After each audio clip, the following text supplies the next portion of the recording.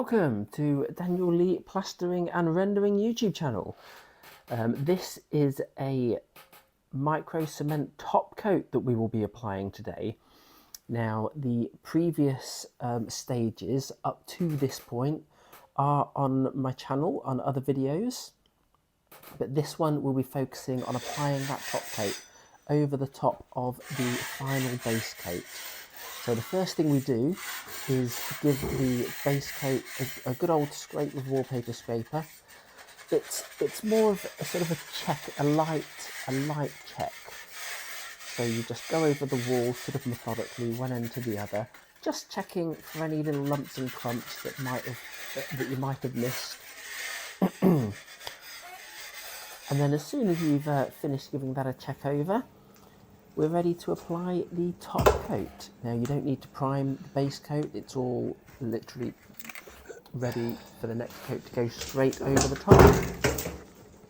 And this is the base coat we are using.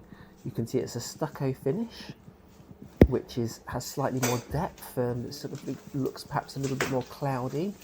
Some people describe it as a bit more pattern. And that is the colour the customer's chosen. And that is also a sample board that I'll be doing. It's always handy to get a sample board as and when I remember to do them. So the first thing we do when we open up the tub, I'll give the lid a scrape around. So I don't want to waste all that gear on the lid. And I will cut and scrape around the sides of the buckets as well, making sure to give it a good wipe and a good clean. It's very important to keep everything very clean when using a coloured micro cement, any of the polished plasters really. So I will give that a mix for a good at least a couple of minutes, probably 2-3 minutes. If you are adding colour to this, you will mix it significantly longer, 5 maybe even 10 minutes, to make sure the colour is evenly distributed. Remembering always to use an airless mixer, of course. There are lots of different types of airless mixers. You don't have to. Then we're ready to apply the coloured top coat.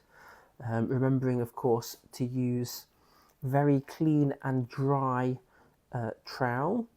I like a stainless steel, it's slightly flexible steel.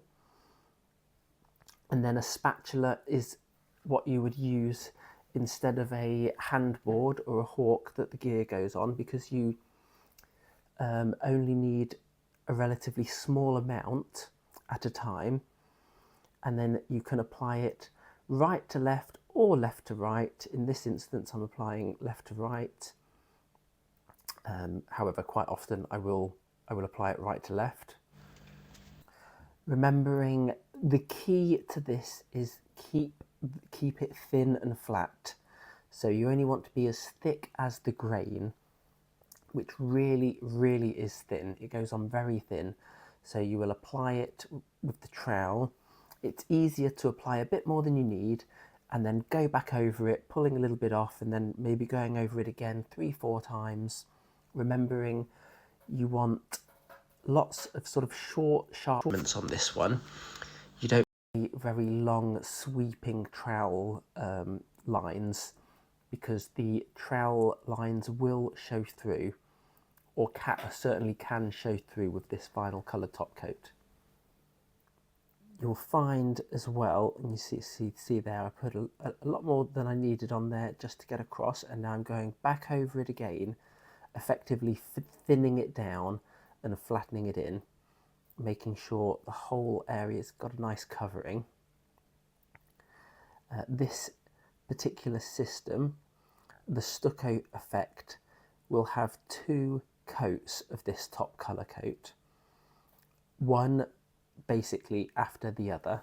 Make sure as well to keep your tools clean and dry. So somewhat counterintuitively, with the polished plasters, including the micro cements and the Venetian plasters, you want to keep your trowels clean and dry, whereas with more traditional plastering and rendering, you would keep your trowels much more wet. you would be wetting them with paintbrushes and cleaning them and wetting them, and you wouldn't necessarily dry them. But it is, you do not want to dilute the top coat or any of the polished coats with water, and because it goes on so thin, even the wet water sitting on a trowel, it would be enough to dilute the top coat. So make sure your trowel is kept clean and dry. I like to use cloth or sponge. You can even use wipes or blue roll, work very well as well. And also when applying the top coat, whilst you do work sort of methodically, you know, you want to start in one corner and work your way around, you want to do one wall at a time.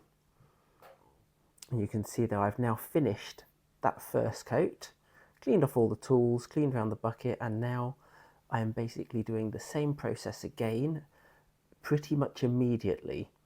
So because this is a stucco finish, that means it sort of has more depth and shows the pattern. It's sort of a cloudy look. You want to apply damp on damp.